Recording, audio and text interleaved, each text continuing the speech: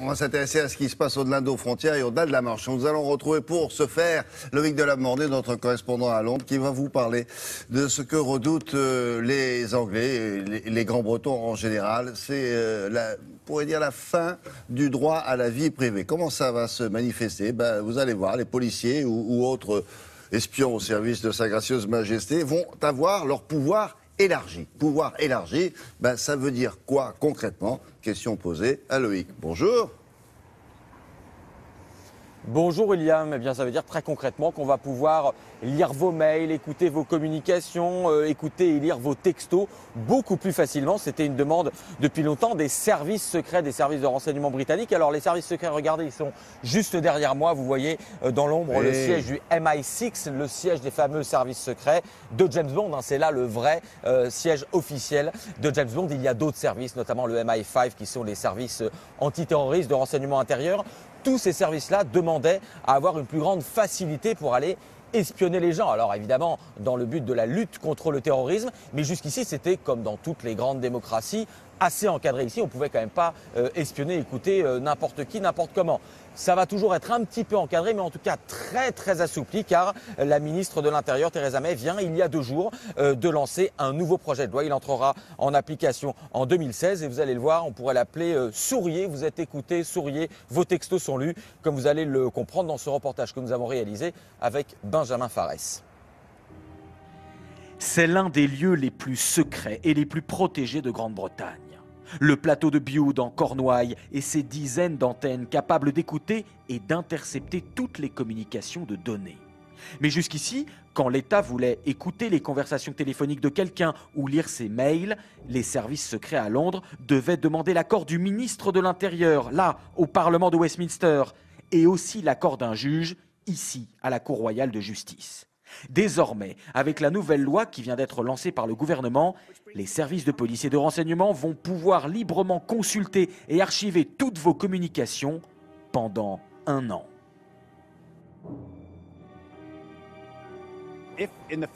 Si, à l'avenir, il se trouve que grâce à ces écoutes, on a pu empêcher une attaque terroriste, c'est une bonne chose. Personne n'a envie d'avoir ces communications écoutées et interceptées. Mais il s'agit là de stopper de dangereux criminels. Dans le détail, les services de sécurité n'auront plus besoin de demander de mandat pour voir à qui, quand et d'où vous avez envoyé un texto, quels sont les sites que vous avez consultés, à qui vous avez envoyé des mails. Seul garde-fou, les services de renseignement devront encore demander un mandat pour lire le contenu des textos ou des mails. Inacceptable pour certaines associations. La surveillance de masse tous azimuts est un vrai problème. C'est une violation des libertés et de la vie privée. Et cela a des répercussions sur d'autres droits, celui d'association par exemple. Cette nouvelle loi va aller encore plus loin dans la surveillance abusive des citoyens. D'autres experts se disent plus résignés. Pour eux, les réseaux sociaux et leurs milliards d'utilisateurs ont rendu inévitable ce type de surveillance de masse. Ils rappellent que l'espionnage et l'interception des communications sont vieux comme le monde et que chaque époque a eu ses techniques. Oui, effectivement. Alors, il paraît que le gouvernement britannique avait même eu l'intention d'interdire carrément certaines applications. Vous êtes au courant de ça? Et quelles applications d'ailleurs? Oui, William, vous avez raison, parce que d'une manière générale, c'est finalement assez facile d'intercepter les communications de quelqu'un. Il suffit que les services secrets, la police demande à votre opérateur téléphonique ou votre fournisseur d'accès Internet de lui donner la liste de tout ce que vous avez consulté.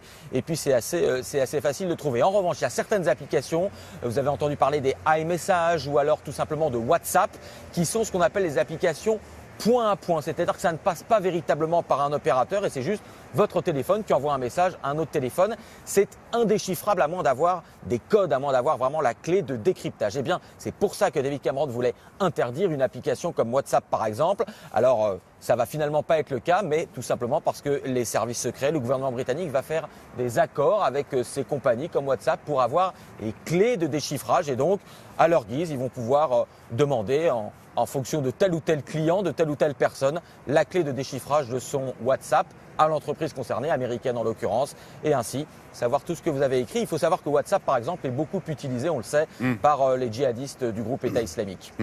On peut s'approcher de ce bâtiment qui est derrière vous. Il n'est pas protégé spécialement, il est en pleine ville. Hein.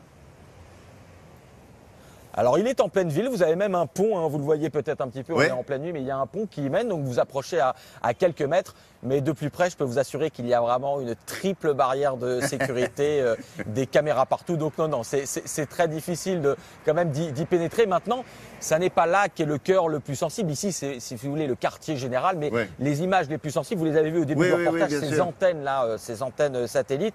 Ça, c'est une zone encore plus protégée parce que c'est là véritablement qu'est recueillie l'information. En fait, ici, c'est de là que partent les James Bond en mission. Ils prennent leurs petites Voilà, c'est valises, ça. vous savez. Mais on le tout voit, ça, on le leurs voit dans petits les James pistolets. Bond d'ailleurs. Voilà. Oui, on les voit. Merci beaucoup Loïc, à plus tard. Au revoir, Exactement. merci.